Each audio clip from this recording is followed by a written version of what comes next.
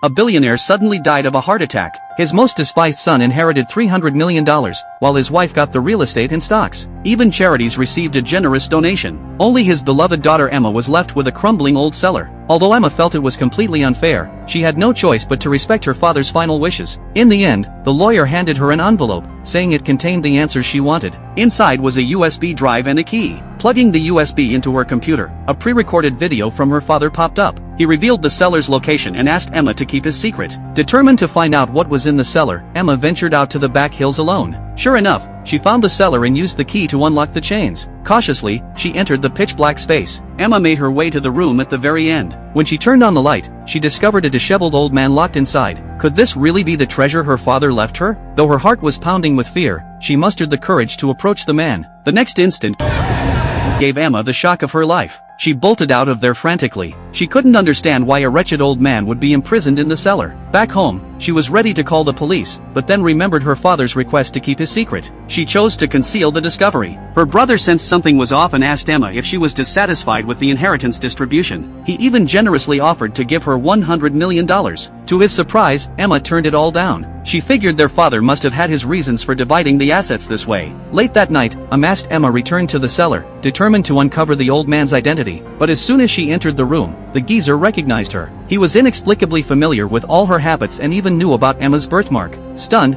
she demanded to know who he was. The old man refused to answer. Instead, he told her to bring him some decent food first. Left with no other option, Emma reluctantly obliged and returned with gourmet dishes and fine wine. Only after he had eaten and drunk his fill did the old man finally agree to divulge the secret he had buried for 30 years.